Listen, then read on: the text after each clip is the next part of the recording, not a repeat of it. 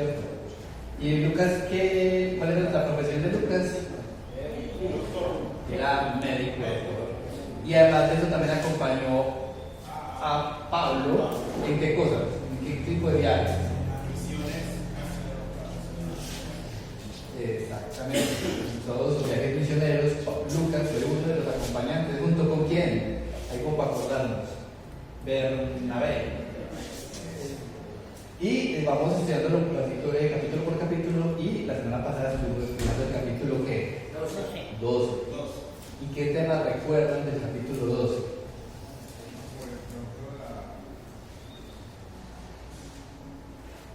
Enseñando a los discípulos al Evangelio. Sí. Eso. ¿Y alguno recuerda cuál fue el versículo clave de la semana pasada? Recordemos de que al final siempre se dan unas hojitas, y en esas hojitas está todo el tema de los capítulos para esta semana y del versículo lema. ¿Sí, hermano Fernando? ¿Sí puede? Para cruzar el reino de Dios y todas estas cosas os serán añadidas. Lucas 12:31. Amén. Mas buscar el reino de Dios y todas estas cosas os serán añadidas. Y veíamos de que uno de los temas principales del capítulo 12 viene siendo sobre cuáles son nuestras prioridades, ¿cierto? Y que cuando ponemos a Dios como primer lugar, pues todas las cosas vienen ya después, ¿sí? Cuando no ponemos nuestras prioridades en orden, pues ahí es donde empezamos a quedar en cosas, ¿sí? Y ahí como para tener bien importante, ¿cierto? Esa porción en la que se menciona esto, yo quisiera que nos lo viéramos un momentico, porque es como, listo, sobre las prioridades de pronto, para enfatizar un poquito más en los versículos 33 y 34 del capítulo 12, dice: vended lo que poseéis y dad limosna, y haceros bolsas que no se envejezcan, tesoro en los cielos que no se agote, donde la luz no llega ni polilla destruye, porque donde está vuestro tesoro, allí también estará también vuestro corazón, ¿cierto? Digamos de que ese es un tema principal, sobre todo en este punto, en el que a quién le estaba hablando él en este momento. ¿A los qué? A los fariseos, ¿cierto? Y también a los discípulos, ¿sí? En especial esa parte de que, vengan lo que tienen, no es realmente para todo el mundo. Eso se lo estaba diciendo realmente a los discípulos. Uno ve unos versículos antes del 22, dice, y dijo también a sus discípulos. Toda esta porción iba enfocada a los discípulos, ¿sí? Y digamos que en este punto también los discípulos quedaron con una duda, como, bueno, es que hay unas cosas que son para ellos y otras que son para nosotros. Entonces, por ejemplo, en el 41, entonces Pedro le dijo: Señor, ¿dices esta parábola a nosotros o también a todos? ¿Cierto? O sea, los discípulos a veces quedaban confundidos y no sabían si algo iba para ellos o si iba para los discípulos. Para ellos como discípulos o si iba para todo el mundo. Y entonces, es muy chévere este pedacito porque dicen que realmente eso es para todo el mundo, para todo el que quiera seguir a Cristo. Y hay una porción bien chévere en el 47 que dice, porque la parábola ¿cuál es? La parábola del mayordomo y sus siervos, ¿cierto? Y es que dice que hay un hombre que llega y le dice a sus siervos: hey, usted va a ser el mayordomo y usted va a administrar eso mientras yo no estoy. Y esos mayordomos, no digo, venga, entonces, ¿qué pasa si el mayordomo llega y se cree que es el dueño de las cosas y en vez de administrar empieza a tratar mal a la gente y hacer lo que se le da la gana? ¿Cierto? Y es como, no. Y el 47 dice: aquel siervo que conociendo la voluntad de su señor no se preparó ni hizo conforme a su voluntad, recibirá muchos azotes, ¿cierto? Entonces también eso nos pone en una posición en la que nosotros como cristianos, en la medida en que vamos aprendiendo de la palabra, ¿cierto?, ya no quedamos, como diríamos hoy en día, sanos. O sea, ya quedamos como una responsabilidad, y es como en la medida en que vamos aprendiendo, en la que vamos conociendo, pues también eso ya es como, venga, es que usted ya no es una persona ignorante. O sea, usted ya no ignora lo que la palabra dice. Si usted sabe que la palabra le dice X cosa y usted la deja, no la hace, o por el contrario le dice no haga esto y usted lo hace, entonces tiene mayor condenación. Sí, y saber que la vida del cristiano es una vida de privilegios, pero también hay unos deberes. Esos deberes son para con Dios, con su obra, en su vida. Entonces debe de ser muestra de lo que el Señor ha hecho en su vida. Entonces es vida de privilegios, pero también de deberes. Deberes y derechos. más o menos, no tanto de derecho, porque es como, porque hay gente que también te pega así, como, no, es que yo soy hijo del rey, y entonces quiere pedir derechos que la Biblia realmente no les da. No, es que yo tengo toda la riqueza, toda la riqueza, pues entienda los riquezas espirituales, pero no puede creer que por eso va a ser millonario, se va a ver millonario, porque realmente a eso no nos llamó Dios. Eso así como a modo de resumen, como de unos pasajes que tenían como subrayados del capítulo 12 que nos alcanzaron a leer la clase pasada. Entonces, ahora sí, vamos a retomar, porque estamos en el capítulo que nos corresponde el día de hoy, es el capítulo 13. ¿Sí? Y el tema para el día de hoy dice: el reino de Dios, su entrada y su alcance. Y está dividido en tres partes, que dice: el arrepentimiento es el punto de partida. Y segundo dice: ser influencia positiva creciente, ¿cierto? Cada momento que somos cristianos, pues vemos que eso también nos pone una posición en la que debemos ser una influencia positiva. Y ahí tercero dice: la salvación en Jesucristo es la única puerta, ¿cierto? Entonces, antes de empezar, hermanos, quisiera que inclinemos un momento en nuestro rostro y vamos a orar. Señor Altísimo, te doy muchas gracias, Señor, por esta mañana. Te ruego que seas bendiciendo, Señor, esta palabra, Señor, que vamos a estar estudiando el día de hoy. Te pido que seas permitiendo de que lleguen nuestros corazones, que seas, Señor, de bendición y que, Señor, en el futuro esto pueda, Señor, dar fruto como lo que esperas. Te pongo también, Señor, en tus manos a los hermanos, Señor, que vienen en camino, trayéndolos con bien. Permite, Señor, que puedan llegar, Señor, para que podamos estar juntos en tu nombre, Señor, estudiando tu palabra. Te pongo también, Señor, en tus manos a los hermanos que están enfermos, Señor, y no pueden venir, Señor. Y, Señor, a los que de pronto están desanimados, ayudándolos, Señor, para que donde sea que estén, Señor, se acuerden de ti y te busquen, Señor. Te ponemos, Señor, en tus manos, Señor, este culto, y todo eso te lo pedimos en el nombre de Jesucristo. Amén. Amén. Listo. Entonces, hermanos, quisiera que estemos pensando en la verdad central para el día de hoy. Dice: hay una sola puerta para entrar al reino de Dios, y esto es el arrepentimiento y la fe en Jesucristo. Y una vez dentro, pasamos a ser partícipes del mandamiento divino de expandir el reino. Entonces es como, listo, empezamos por un lado y eso va para, o sea, no es como que, ay, yo me salgo y hasta ahí llego como en la responsabilidad, porque no tiene una razón de ser, ¿cierto? Así como cuando usted llega y presenta un examen y pasa, por ejemplo, a la universidad y dice: ah, listo, entonces ahora que le toca trabajar. Sí, y que servirle al Señor es un verdadero gozo.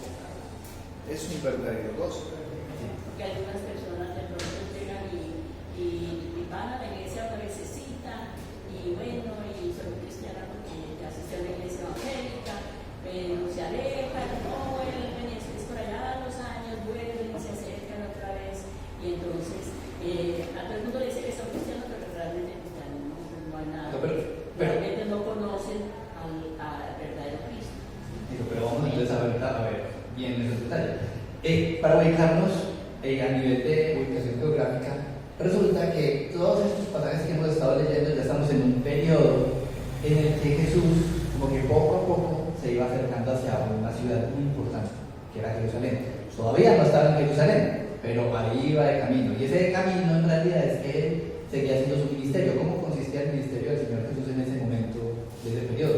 Él iba de pueblo en pueblo, predicando en las sinagogas, sanando enfermos en las ciudades, ¿cierto? Y también llegó un periodo en el que él incluso a sus discípulos los mandó de par en par, ¿cierto? Para que fueran y predicaran a diferentes pueblos, ¿cierto? Y no solamente, o sea, a veces eran pueblos que no necesariamente eran del todo judíos, ¿cierto? Porque recordemos que había varios sectores. En el norte quedaba un lugar que llamaba Galilea, y al sur quedaba una parte que llamaba Judea. Me da cuenta que eso es como los departamentos, ¿sabes? La división política del asunto. Pero en la mitad de esos dos había uno que llamaba Samaria.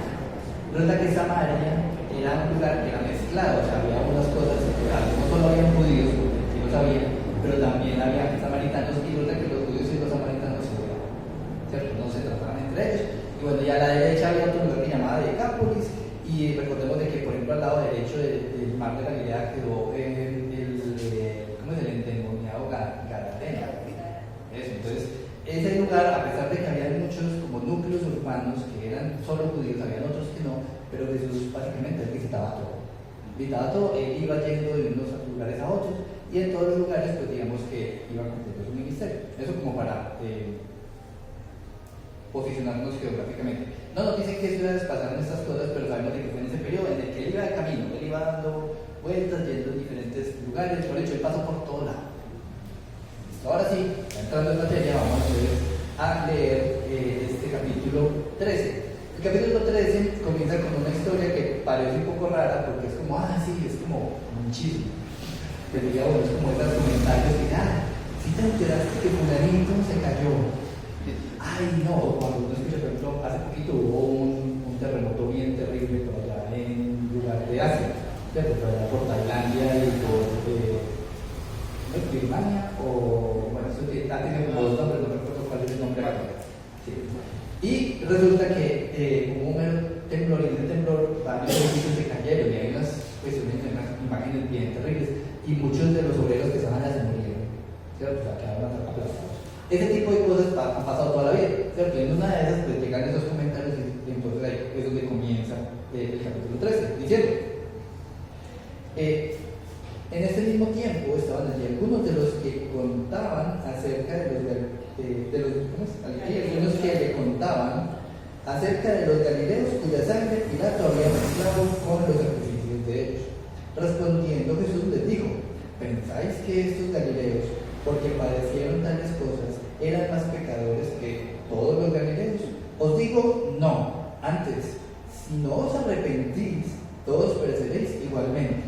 O aquellos 18 sobre los cuales cayó la torre en Siloé y los mató, ¿pensáis que eran más culpables que todos los hombres que habitan en Jerusalén? Os digo, no. Antes, si no os arrepentís, todos pereceréis igualmente. Entonces, este es muy chistoso porque hemos ido como para el contexto, porque ahí menciona el tema de los galileos. Resulta que en esa época, ¿cierto? Eso lo sabemos no solo por lo que nos cuenta la palabra, sino también por otros historiadores de esa época. Se sabe que en Galilea eran la gente que era como más peleoncita, ¿cierto? Recordemos que en ese momento están bajo el imperio romano, y ese imperio romano, pues no a todo el mundo era como una ovejita que se dejaba, ¿cierto? Que se dejaba mandar. No, había unos que decían, no, venga, que nosotros tenemos que ser nuestro propio país, ¿no? Porque tenemos que estar bajo el yugo de estos romanos. Y donde más había de esa gente era en Galilea. Entonces, en Galilea era donde hoy diríamos, donde hay como los más peloncitos, los más violentos, ¿cierto? Y esa gente, resulta que Pilato, que era el gobernador de esa época, ya los había mandado a matar, ¿cierto? ¿Por qué? Porque eran los sediciosos. Ese es el término para eso, sediciosos. Y por el otro lado, Siloé es un lugar importante. ¿Dónde quedaba Siloé? Hay un lugar que se llama el arroyo de Siloé, ¿cierto? Recuerda que Siloé es una quebradita que pasa cerca del monte del templo, ¿sí? Y es importante porque de cierto modo esa era una de las aguas con las que se regaba como el agua que se utilizaba en el templo. O sea, hay muchos arroyos, son puras quebraditas, y una de esas era el Siloé. Entonces es como independiente de que sean esta gente que estaba allá en el norte de Galilea, o que sea gente en Jerusalén que aparentemente estaba haciendo cosas buenas, pues porque recordemos que Jerusalén era la capital espiritual de Jerusalén, perdón, de Israel. Entonces es como, no, independiente de que sean allá o acá, es que el mensaje es uno solo. ¿Y es cuál? Arrepentirse. ¿Sí? Y ahí es donde entonces empata con la siguiente parábola, ¿cierto? Recordemos que cuál era la razón de ser de las parábolas. ¿Por qué Jesús hablaba en parábolas? Para que la gente se confundiera. O sea, realmente era la razón. O sea, la razón de que todo fuera en parábolas era para que oyendo no oyeran, y viendo no vieran. Sí, y entender que la parábola es una narrativa que utilizó el Señor entre 35 y 50 veces, y había un propósito de mostrarle a las personas que estaban al lado con ejemplos o con cosas que para ellos eran normales, pero que tenían que interpretarlas. Algunas son de interpretación directamente del Señor, pero otras tocan mirarlas. Exacto. Entonces, ahí el tema empata con la siguiente sección. Voy a hablar del versículo 6 hasta el 9, y dice: parábola de la higuera estéril, ¿cierto?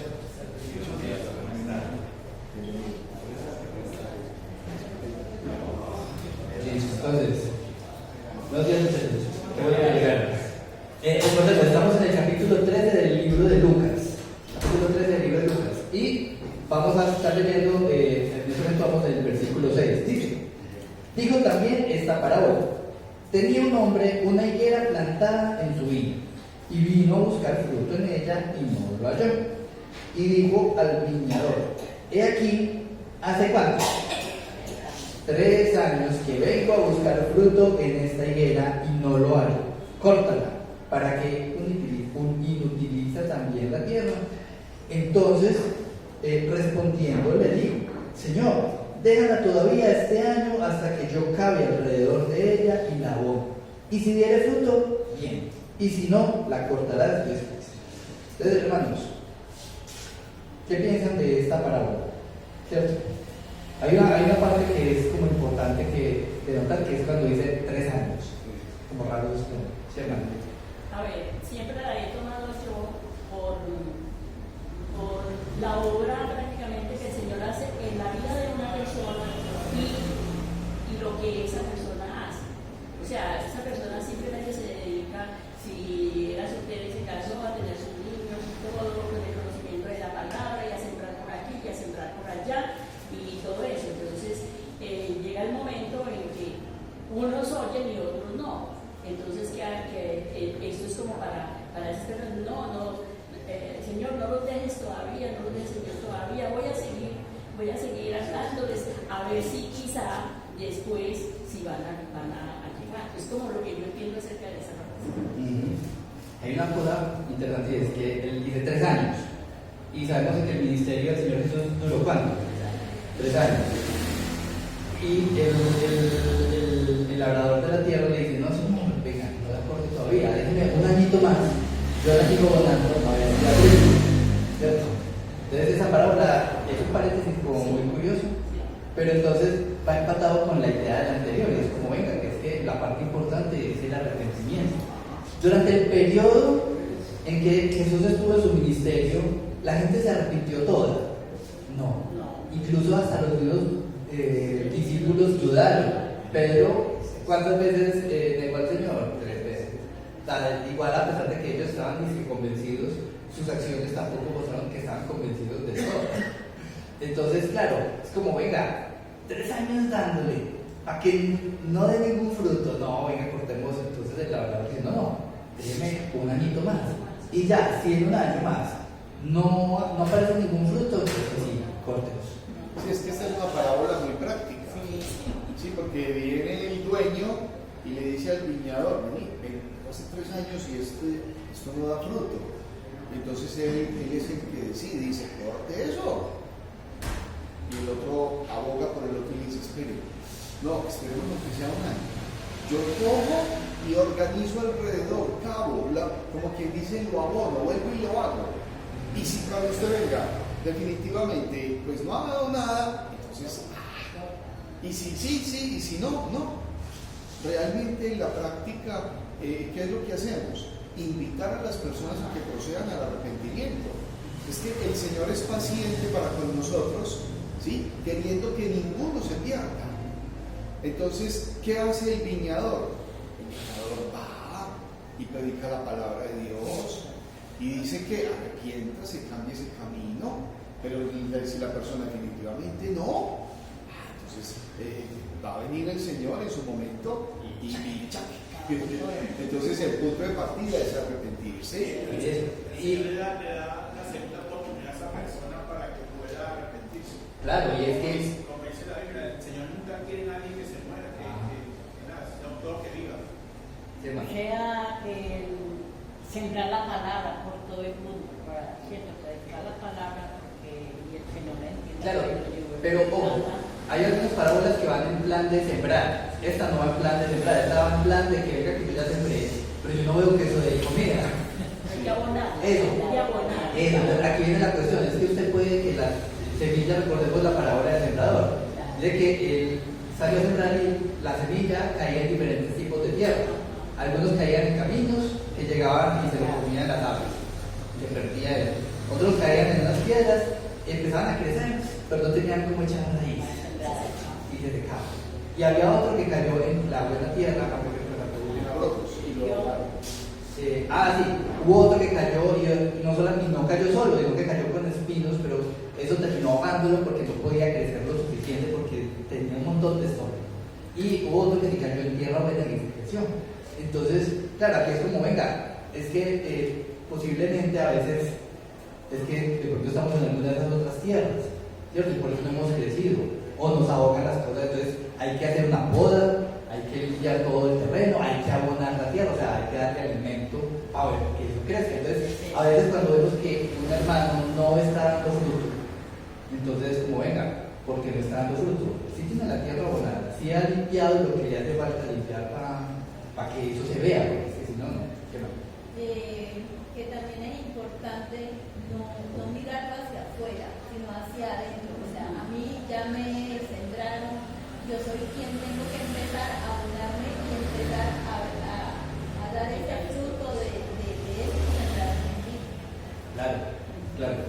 Y aquí vemos de que igual él dice, venga, denme un añito más, porque es que ya hay algo avanzado, pero eso todavía no ha aprovechado del todo. Denme un añito más. Y si no, entonces ahí sí venga y corte. Y hay algo muy trascendental, es que Dios es un Dios de oportunidades. No es que dé segunda oportunidad, sino da muchas oportunidades. Aquí a alguien el Señor le ha dado más de 2, 3, 4 y 5 oportunidades. ¿Así?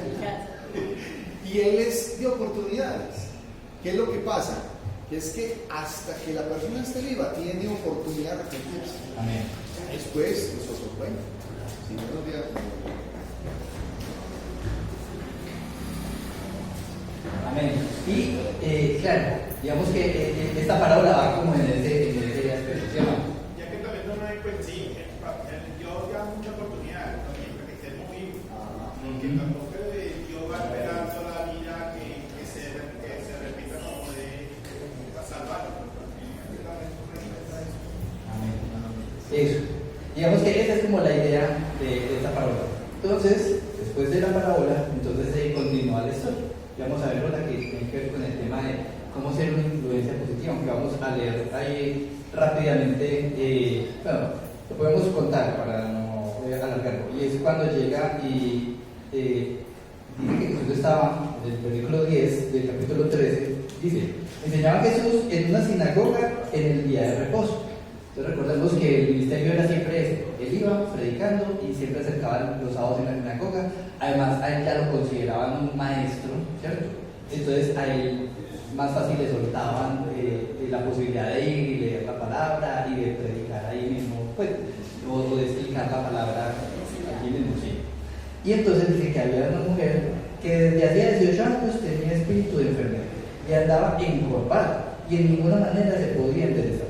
¿Cierto? Cuando dice espíritu de enfermedad, no es como que no, es que todo el que está enfermo es porque tiene un espíritu encima. No. Aquí lo que nos dice es como, que es como una enfermedad que posiblemente no tenía una explicación como médica, ¿cierto? Exacto. Y que, por ejemplo, hay muchas veces que los médicos dicen es que esta persona tiene esto y todavía no estamos con el problema, ¿cierto? No es como que, te tomas esa pastilla y ya, no, era algo que no tenía una explicación como muy lógica en ese momento. Y eso la hacía que ella estuviera encorvada, o sea, era una persona así como corvadita. Llevaba 18 años. 18 años. Su cuerpito se había Encorvado. Sí. Y dice que Jesús, entonces dice el versículo 12, cuando Jesús la vio, la llamó y le dijo, mujer, eres libre de tu enfermedad. Y puso la mano sobre ella y se enderezó luego y glorificaba a Dios. ¿Cierto? Hasta ahí, todo bien. Un milagro más y bien chévere porque es una señora que de verdad lo necesitaba. Pero entonces aquí viene la parte rara del asunto, dice, pero el principal de la sinagoga, enojado de que Jesús hubiera sanado en el día de reposo, dijo a la gente, 6 días hay en que se debe trabajar, en estos puedes venir y ser sanados, y no en el día de reposo. Entonces el Señor le respondió y dijo, hipócrita, ¿qué es lo que significa alguien hipócrita? alguien que quiere ser algo no lo es. Exacto, es alguien que aparenta. ¿Cierto? Hipócrita es como alguien que se pone una máscara. Sí. Y entonces es como que no, es que yo por fuera me veo como muy santo, pero por dentro. Entonces le dice hipócrita. Cada uno de vosotros no desata en el día de reposo su rey o su asno del pesebre y lo lleva a beber. Y a esta hija de Abraham, que Satanás había atado 18 años, no se debía tratar de esta ligadura en el día de reposo. Entonces, claro, es como ustedes, incluso en el día de reposo, si su animal está atado, se no lo dejan atado, se lo tienen que tratar para que pueda ir a tomar agua. Eso, sí. O, por ejemplo, los que tienen mascotas dicen, no, pues es que hoy es día de reposo, entonces hoy ni siquiera me levanto a servirle la comida a la mascota. No, eso no es normal, pues ni siquiera hasta allá se llega pues en ese legalismo aparente que ellos manejaban y que incluso algunas personas hoy en día tratan de replicar sin necesidad, porque eso no es así. Entonces, dice, al decir estas cosas se avergonzaban todos sus adversarios, pero todo el pueblo se regocijaba por todas las cosas gloriosas hechas por él. ¿Sí? Y ahora sí, entonces con el que sigue el tema, estamos en el punto 2 que dice ser influencia positiva creciente. Entonces, bajo ese contexto llega y dice, y dijo, ¿a qué es semejante el reino de Dios y con qué lo compararé? Es semejante al grano de mostaza que un hombre tomó y sembró en su huerto y creció y se hizo árbol grande y las aves del cielo anidaron en sus ramas. Entonces, esta es una pequeña parábola, ¿cierto? Que es muy chévere, porque ustedes han visto cómo es una semillita de mostaza. Es chiquitica, ¿cierto? Incluso cuando alguna vez en la casa tuvimos pajaritos, entonces ahí me mandaban a viendo así, vaya preguntas que tienen mostaza, y eran unas ramitas chiquiticas, ¿cierto? Y eso los pajaritos se lo comen. Y así la semillita sea pequeñita, pues eso crece en un arbusto, casi un árbol. Si se deja crecer mucho, eso es un árbol, ¿sí? Y de ahí sale mucho fruto, porque eso produce y produce y produce. Una cosita de mostaza siempre produce bastante mostaza. Pero ¿cuánto demora eso en crecer? De un día para otro. Eso es un árbol que demora, ¿cierto? Por mi casa hay muchos arbolitos. Y en estos días me puse a mirar, usted sabe que uno puede ver como el mapa y uno puede ver de los años anteriores. Entonces empecé a mirar y dije, ¿cuándo habrán sembrado estos árboles? Porque yo ya los veo como muy grandes, pero yo no sé cómo se veían chiquitos.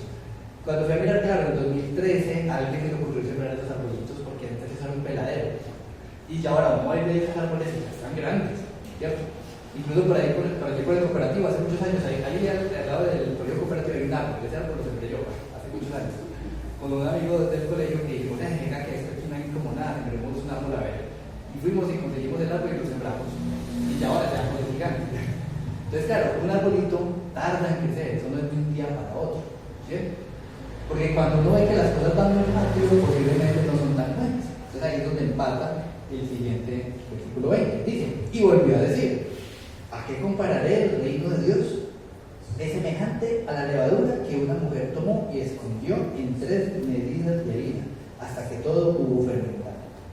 ¿Cierto? Entonces aquí vemos cómo se dice, como las dos partes. Recordemos de que una de las cosas que nos dice siempre la palabra es que cuando se dan ejemplos se dice lo mismo de diferente manera, siempre. ¿Sí? Y eso, lo mismo de diferente manera, siempre va en el sentido de que sea un ejemplo bueno y un ejemplo malo, o a veces el mismo ejemplo dado 2 veces. ¿Sí? En este punto, a mí me pareció muy raro, porque cuando uno lo lee así rápido, pareciera que la levadura es como algo bueno. Y resulta que cuando uno estudia un poco más con detenimiento el asunto de la levadura, resulta que no. Hermanos, en la Biblia, siempre que se habla de levadura, ¿cierto? Siempre es en un sentido malo.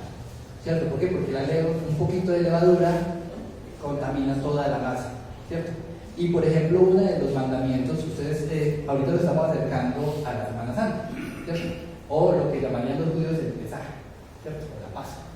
Y uno de los mandamientos que Dios les había dejado a ellos era que ellos tenían que comer una cosa que se llamaba el pan sin levadura, ¿cierto?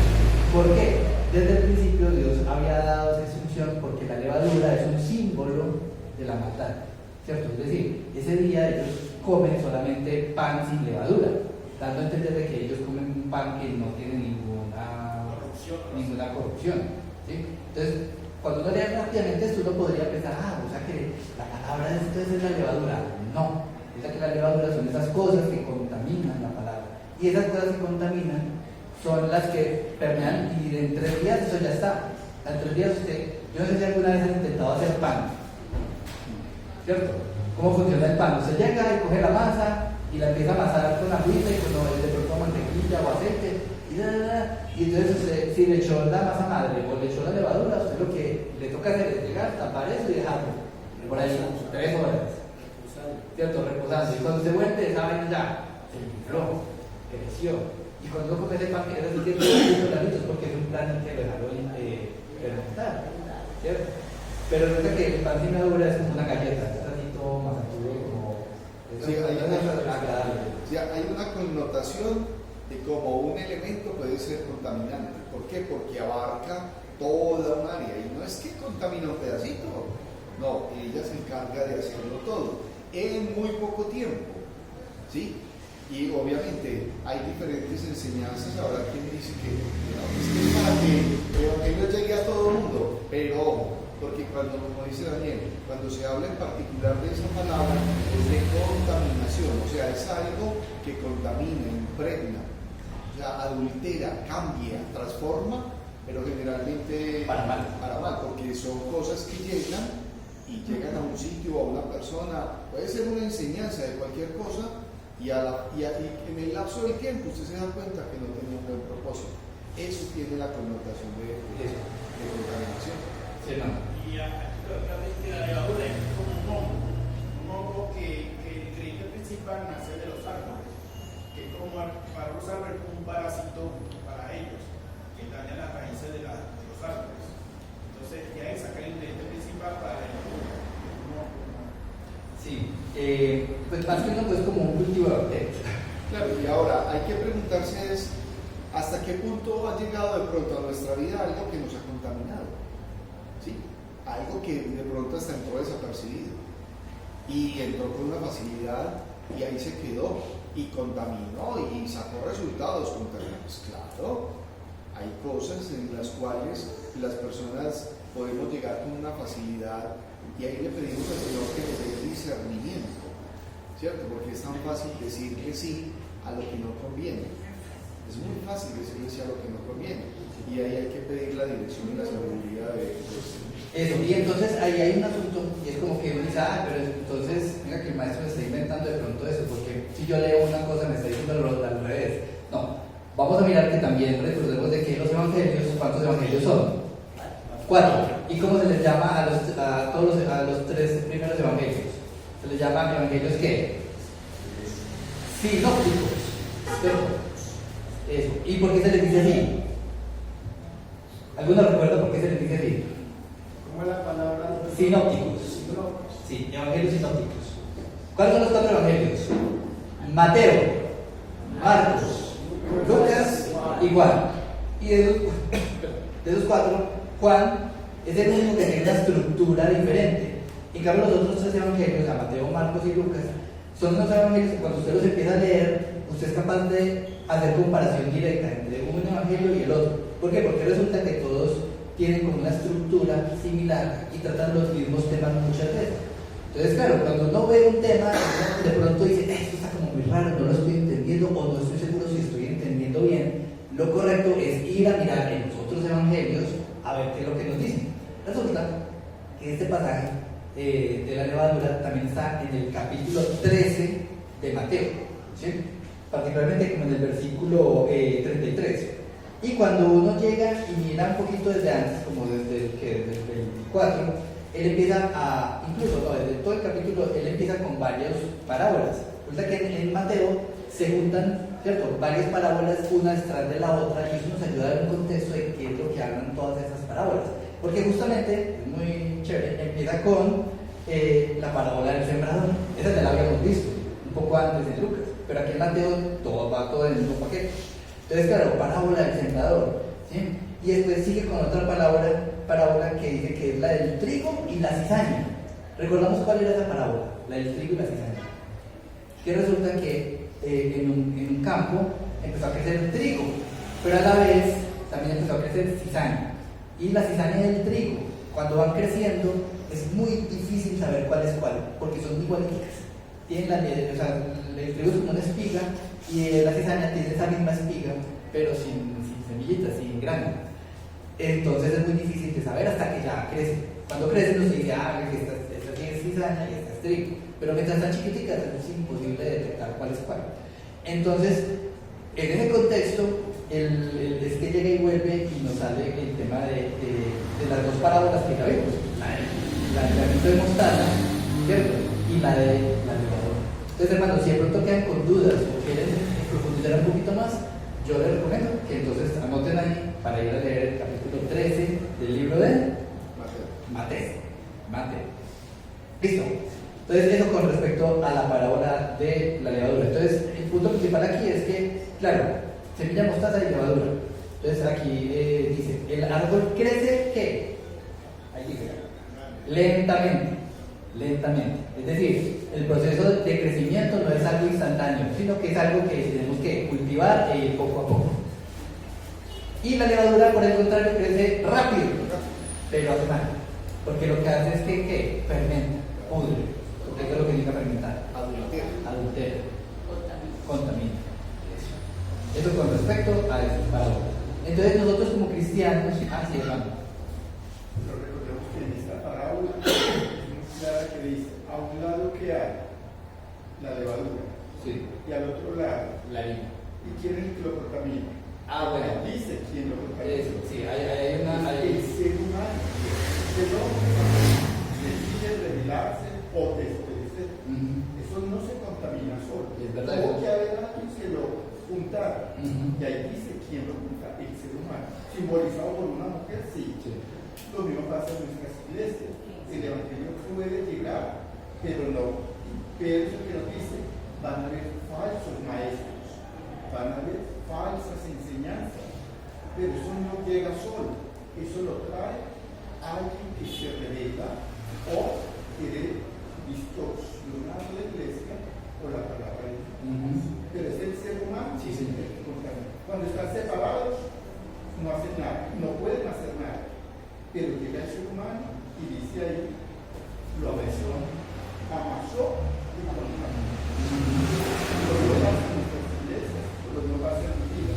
Cuando yo veo algo muy llamativo, que hablo contra mi vida, me contamina.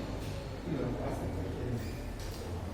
Exactamente. Sí, porque es como, hay veces que la gente dice, no, yo no sé qué me pasó, como fingiendo demencia, como, ay, yo no me acuerdo qué pasó. No, hay gente que se hace como que los que no saben dicen, ay, ¿en qué momento? No, pues es que todo eso tiene una razón de ser. Entonces, hermano, es que eso no llega porque sí.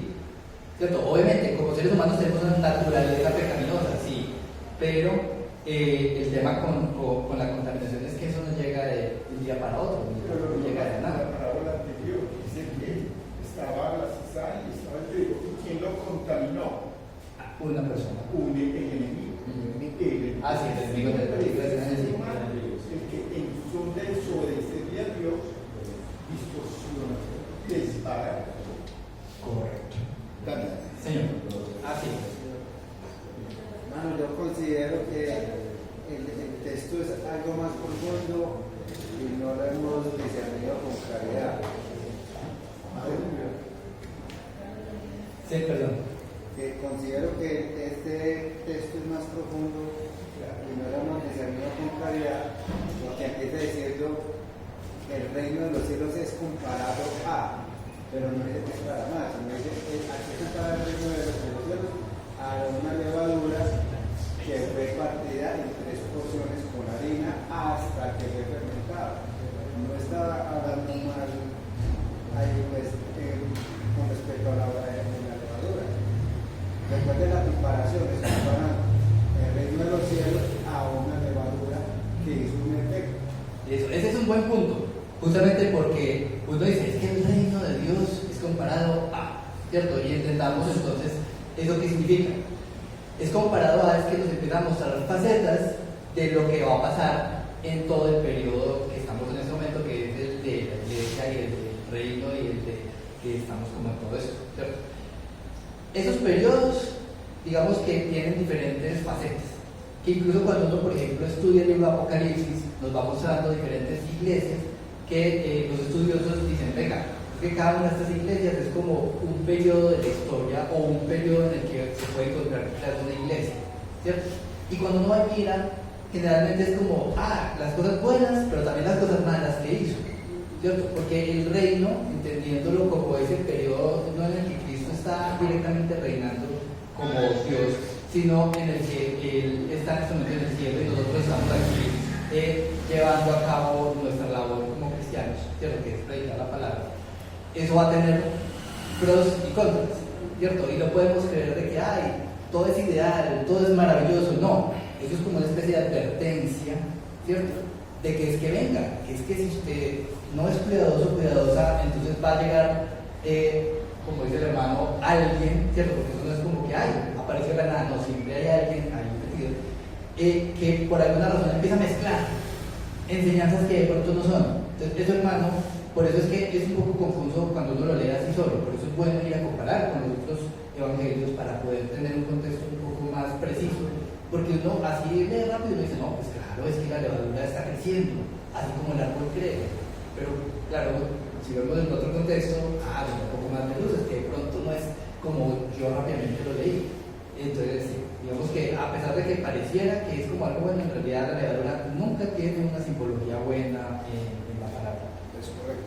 Y que hay una connotación en algunos elementos donde es bueno saber, más aún, si el Señor nos está colocando, cuál es la dirección que lleva. Porque nosotros le podremos dar de pronto alguna otra aplicación y podremos decir, no, es que el pancito como queda bueno, porque va a ser malo, pero esa no es la intención del Señor es decir, ojo, y nos lo dice a la iglesia, ojo, ¿por qué? Porque si ese elemento, ¿sí? que lo que hace es adulterar, usted no está atento, entonces en su vida puede llegar algo que usted pasa desapercibido, pero ahí está, y usted ¿qué hizo? Lo dejó entrar, la dirección que le daba nuestro hermano Guillermo, es esa, y es lo que está mostrando acá. Obviamente que las aplicaciones son muy amplias, y uno podría en un momento hasta justificar algunas cosas, pero ahí es donde hay que tener esa calma, más aún con las parábolas, porque hay parábolas que el Señor, Él mismo las explica. Y le toca, porque si no uno queda más confundido. Es correcto, entonces ahí no hay discusión, pero hay otras donde el Señor no las aclara. ¿Sí o no? A ver, lo primero el hermano. Por lo que decía el hermano Oscar, había otro contexto sobre esa parte de la semilla y la levadura. Ahí hay una parte que dice del reino de Dios. O sea, el reino de Dios hay que compararlo con la semilla y la levadura. Ya en un contexto ya diferente, como decir, la semilla es una semilla chiquitica nada más, la fe. Pero eso cuando nace grande y el tronco es fuerte y las raíces se echan hacia abajo, o sea, que significa que eso va a quedar firme. Esa fe va a quedar firme, esa reina va a quedar firme ahí y va a ser grandiosa. Y ya referente con la levadura, por ejemplo, ya dividiendo ya el contexto de la levadura solamente, aparte de que dañina, también la levadura se expande. O sea, que puede el reino de Dios expandirse a nivel de toda la nación del mundo. Solamente agarrarse el pequeño contexto de ahí. No lo toman, sino solamente un poquito de ese contexto. Es que ese es el error, porque uno tiende a querer como santificar el pedacito, como que no, es que eso es el evangelio que crece y se reparte por todo el mundo. Y es la que no podemos darle como ese significado, porque la levadura nunca va a tener un sentido bueno. Sí, y en la práctica, hermanos, todos podrían pensar y hacer el análisis. ¿Qué es más fácil, hacerlo bueno o hacerlo malo? Hacerlo malo. Entonces, mire, por ejemplo, alguien dice hacerlo malo. ¿Y por qué es más fácil hacerlo malo? Dice Daniel, porque uno no piensa. ¿Por qué más? Porque es más natural, dice Jason. ¿Y qué más? Por inercia, dice Luisa. Muchas veces lo malo, o sea, vemos algo que nos gusta más que no lo que estudiamos en este día, porque tendemos a hacer mal lo que nos gusta y no lo que necesitamos. Porque nuestra naturaleza pecaminosa nos lleva hacia eso. Entonces, podemos ser una tierra de cultivo muy preparada, para ese adulteramiento, para ese pecado. Y por eso muchas personas caen con mucha facilidad. Entonces llega la palabra de Dios y que la reciben con naturalidad, o muchas personas hacen repulso al Evangelio. Todo el mundo lo recibe, o le hacen repulso. No, no. La mayoría repulsa. Es con repulsa, y eso es increíble, pero tan fácil recibir lo que adultera. Eso es la parte increíble, y esa es la naturaleza del ser humano. Sí, hermano. Ustedes lo que dice el hermano, que hacemos lo primero, lo malo. Sí, pero lo hacemos es porque no hemos conocido todavía de Dios. Cuando conocimos de Dios, nosotros plegamos a hacer la voluntad de Dios, a no hacer lo malo siempre. Nos vamos por un camino bien, porque Dios nos está mostrando, nos muestra en la palabra. Claro, siempre y cuando estemos abonados. Sí. Estemos quitando las malezas y estemos así pendientes de que el terrenito sí vaya a ayudarnos a dar fruto, ¿cierto? Amén. Listo, continuando con la última parte del estudio de hoy, vamos para el versículo 22. Les dice: pasaba Jesús por ciudades y aldeas, enseñando y encaminándose a Jerusalén. Porque recordemos de que esto no es como que, él está de paseo, no. Él iba por todas partes, pero él iba encaminado. O sea, él sabía que su destino final era ir a Jerusalén. ¿Sí? 23 dice: y alguien le dijo: Señor, ¿son pocos los que se salvan? ¿Usted alguna vez ha hecho esa pregunta? Cuando uno, por ejemplo, empieza en el Evangelio, uno empieza a pensar: ay, mi familia, ay, mis conocidos. De pronto uno va en el metro y uno ve gente y uno dice: ay, toda esta gente. O llega a pensar que porque uno ya conoce, entonces eso los cubre a todos y que todos tienen el deber de eso, ¿cierto? Pero vamos en orden. Porque entonces la persona que ella en ese momento seguramente pensó algo similar y entonces le preguntó directamente al Señor. O sea, genial, alguien le preguntó eso, menos mal. Entonces dice, y alguien le dijo: Señor, ¿son pocos los que se salvan? Y él les dijo: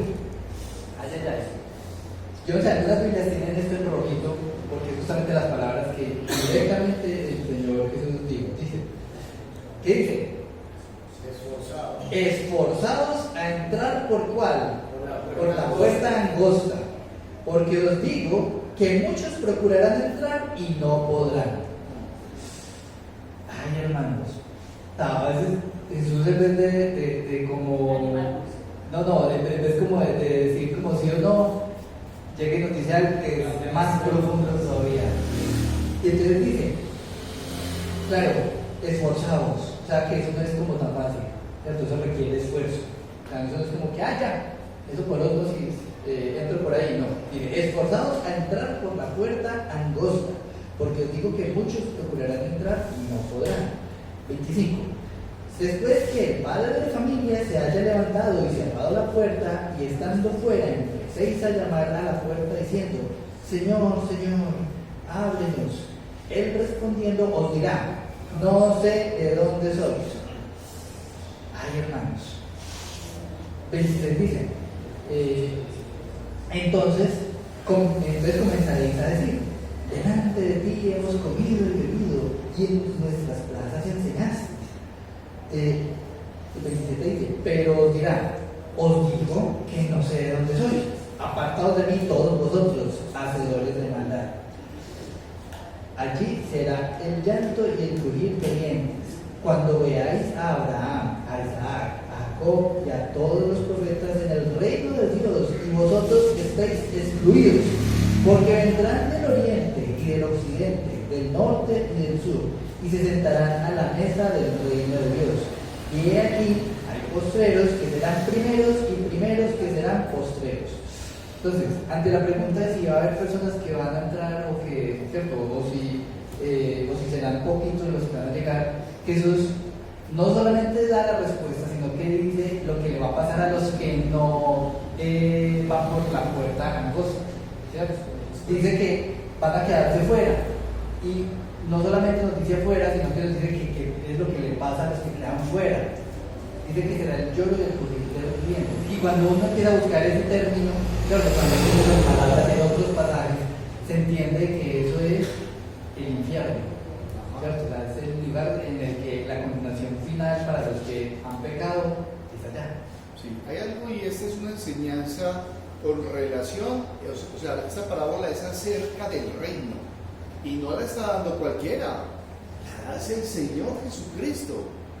Y siempre tenemos que tener presente que el amor de Dios es grandísimo, pero la justicia de Dios es certera, y que tristemente el Señor conoce ya el corazón, y hay muchos que van a rechazar al Señor, porque el apóstol Pablo, cuando escribe en Timoteo, primera de Timoteo capítulo 2, en el versículo 3 está dando unas instrucciones y dice lo siguiente, primera de Timoteo 2:3, porque esto es bueno y agradable delante de Dios nuestro Salvador.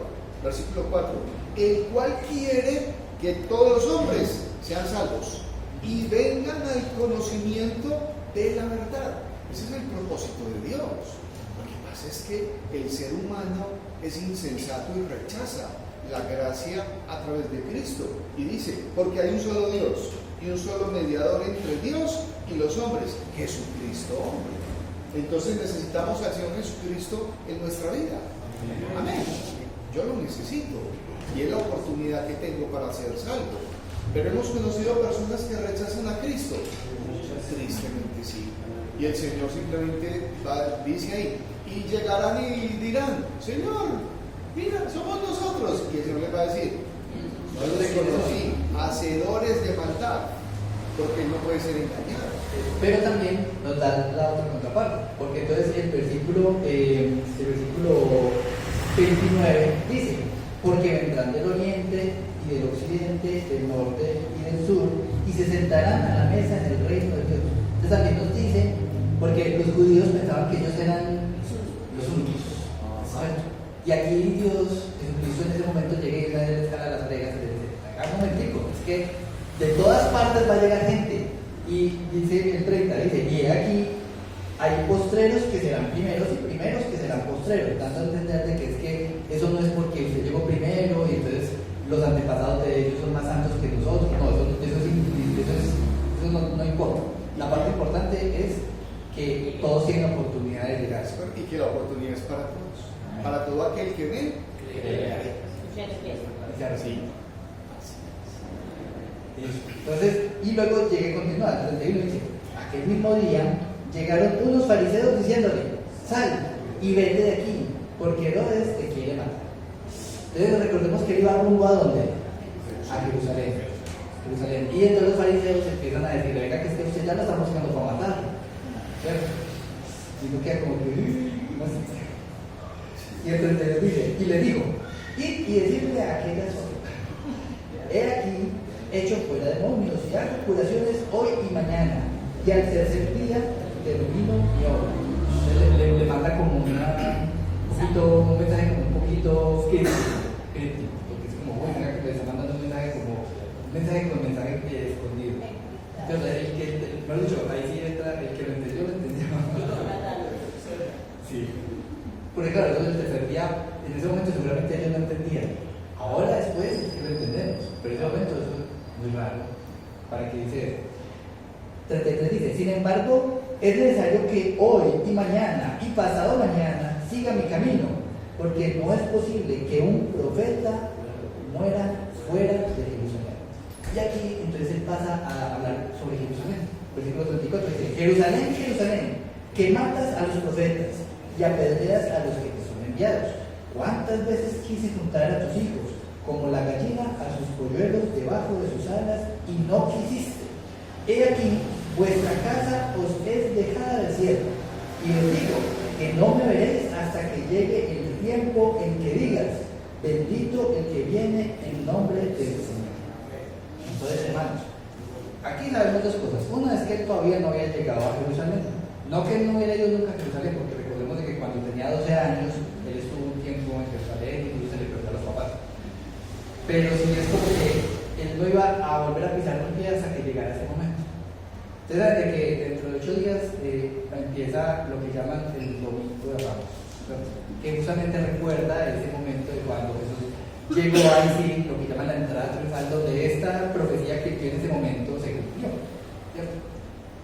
Pero vamos viendo de que Jerusalén era un sitio que era bien especial porque ya Jesús estaba poco a poco preparando como todas las cosas y poniéndolas en su lugar para poder llegar al punto culmine de toda esta historia de los evangelios. ¿Cierto? Que decía su padre, la muerte y crucifixión del Señor, que después vino en qué? En la resurrección. ¿Cierto? Otro detallito antes de terminar es que dice que Herodes lo estaba buscando para matarlo. Aquí no nos dan muchos detalles, pero en los otros evangelios, en Marcos y en Mateo, sí nos dan muchos detalles. Y lo estaba haciendo era porque él ya había matado, o sea, Herodes había matado a Juan el Bautista.